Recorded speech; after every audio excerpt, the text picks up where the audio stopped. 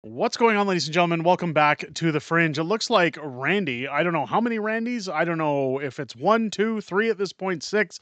Randy has stepped back and resigned from the Liberal cabinet, which means we're probably going to see a by-election coming up, hopefully in the future. I know there's a little bit of confusion because it's been stated that somebody is going to replace him or take his place. For now, I don't know what's going to happen there, but we're going to get into an article today talking about it. I wanted to try and get this out as quick as possible. I'm sure everybody's heard about it already, but hey, we're at the end of the day. It's time to get it out. Forgive me, I tried to get it out as quick as I could. Canada's employment minister is resigning after shifting claims of his Indigenous ancestry. I kind of figured maybe it had something to do with the fact that he's a fraud. That he's committed multiple accounts of fraud in terms of his identity, in terms of how his business dealings are run. Here's a question. Why is a sitting MP getting government contracts or allowed to bid on government contracts? I don't understand that one, but let's move forward nonetheless. Of course, if you joined me yesterday on the channel, we pointed out how Randy has had dealings with Coca-Cola, how he's had dealings with contracts again that shouldn't have been coming into his company. And many Indigenous leaders attending the House of Commons yesterday during question period stating he should step down. The pressure's been on. Multiple Conservative MPs ejected from the House of Commons yesterday after pointing out Randy's behavior, calling him a fraud. Let's get into the article. Canada's employment minister resigns after shifting his claims of Indigenous ancestry. Canada's employment minister has resigned from cabinets after weeks of scrutiny over both his business dealings and his shifting claim of Indigenous ancestry. It's funny that you mention that because a good friend of the channel, Eva Chipiuk, tweeting out today, one of these individuals is genuinely Indigenous. The other identifies as Indigenous to secure government contracts. One was removed by the Liberal Party, by Justin Trudeau. The other was not. Now tell me again with a straight face that Justin Trudeau or the Liberal Party truly cares about women or Indigenous rights, or that they're not corrupt. Please go ahead. I mean, this picture says it all. What even speaks more volume than just this statement? Look at this tweet showing out a photo of Randy, though he says that he claimed he never was Indigenous. We're going to get into that in the article. But here he is in Indigenous garb. I want to compare that to something else here, because people are saying, well, this isn't racist. He says he has Cree heritage, which he's also claimed he's learning in real time. How is this any different from this? Are these not one and the same? Is this not just as racist as this? I don't know. Let's get back to the article. Moments before question period on Wednesday, Prime Minister Justin Trudeau's office said that Randy would step away from cabinet effective immediately and will focus on clearing the allegations made against him. He'd better, because it's also been reported that police in Edmonton are now investigating Randy's former company and business partner, and I'm sure there are ties again to Randy. Now which Randy, I'm not sure, but there are definitely possible ties to him and his corruption within that investigation that hopefully will be surfaced sooner rather than later. Randy's claims to Indigenous identity were the subject of an investigation by the National Post in early November, which revealed that a company he co-owned positioned itself as Indigenous-owned or Aboriginal. While bidding on federal contracts, Boissonnault, the Minister of Employment, Workforce Development and Official Languages, blamed his former business partner and denied any knowledge of the claims.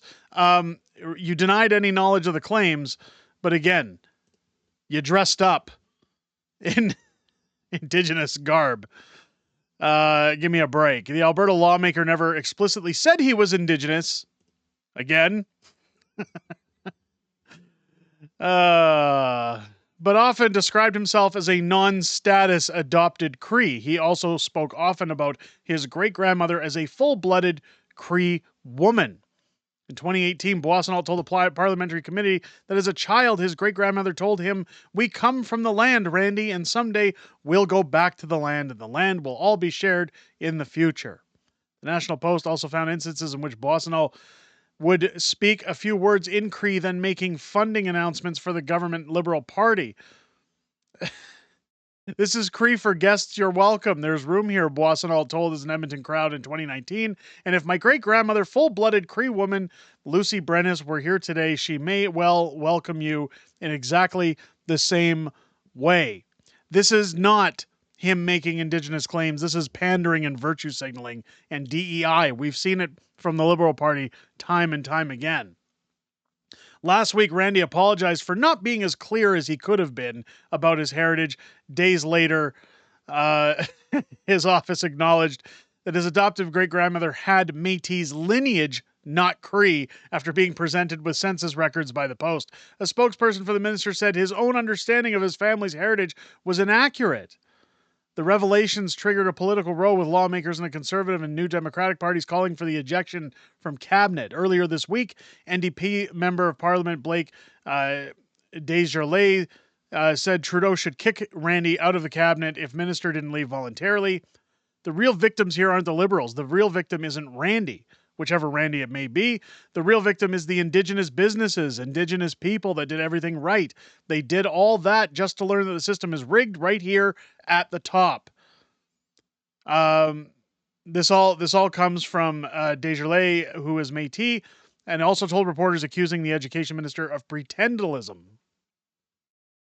Jody Wilson-Raybould, who served as Trudeau's Attorney General and Justice Minister, wrote on social media, "We get to watch white people play ancestry Wheel of Fortune, and if the Prime Minister was committed to true reconciliation, he would have ejected Randy from the cabinet long ago." I agree. And again, this just shows that it's all a show. It's all smoke and mirrors. It's virtue signaling for votes. They don't really care about anybody. Separately, Randy is embroiled in a scandal over whether he was improperly involved in the daily operations of the PPE company Global Health Imports while serving as cabinet minister after records of text messages show someone named Randy in a discussion about a wire transfer of roughly $500,000 to secure a large shipment of nitrile gloves. It's important to note there that, again, Conservative MP Michael Barrett has sat in many committee hearings showing they have deep records that it is, in fact, Randy Boissonnault. There is no way for him to deny it any further, but Randy denied he was the person identified in the messages between his former business partner and the representative of a California-based company. As I said earlier, the Conservatives' ethics critic Michael Barrett told reporters it stretches reason and belief that someone working with Global Health Imports was also named Randy, but whose last name is unknown to Boissonnault. Earlier this summer, Conservatives recently filed a motion calling for the other Randy to appear at the Ethics Committee.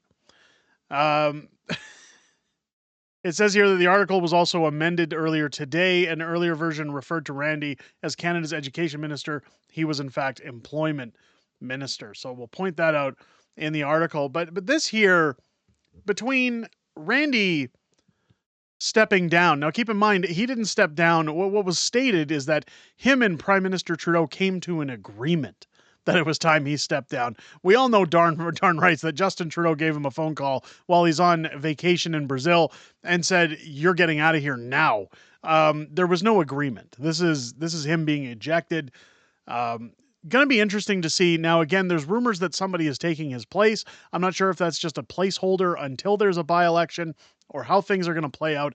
But ultimately, considering that Randy is one of the only two Liberal MPs in the province of Alberta, this definitely opens the window for them to lose a seat at this point. Now, don't get too excited. It probably won't go Conservative. Knowing Edmonton, they'll put another NDP candidate in there. But nonetheless, the Liberals are losing more seats as the rats all flee the sinking ship. Let me know what you guys think down below. Are you excited to see Randy gone? Are you glad to see him step down? Are you glad this is over? Make sure to answer down below. Leave a thumbs up and a comment on your way out. If it's your first time here, I hope this video has earned your subscription. Make sure as you're hitting that button, you click your bell for notifications. Join me and my beautiful wife, Mrs. Fringe, every Friday here on the channel for Friday Night Fringe, our live streaming show where we go over everything that's happened this week in politics, everything coming up in the week ahead, as well as some stuff that doesn't exactly hit the cutting room floor when it comes to stories that we talk about on YouTube that are quirky and funny. We also take your guys' Q&A, and I look forward, as well as my wife, to talking with each and every one of you this upcoming Friday at 6 p.m. Pacific, 8 p.m. Central, here on the channel. I hope you guys enjoyed this video and have a great rest of your day. I'll catch you on the next one.